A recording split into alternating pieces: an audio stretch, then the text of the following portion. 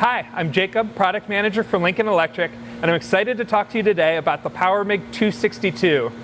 This is an analog version of the 262 family and offers 300 amp output welding for MIG and for flux core.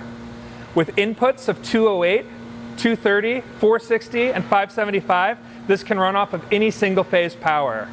Its simple analog display has two 7-segment LEDs that are easy to use and easy to see. With simple features, such as push-pull and spool gun compatibility, you can run aluminum on this machine as well. We've incorporated all the favorite features of the other 262 machines that our customers have come to know and to love.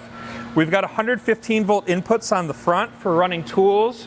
We've got extra storage for tips and consumables up top, tool storage in the rear, and then it's got a built-in cart with storage for your tank as well.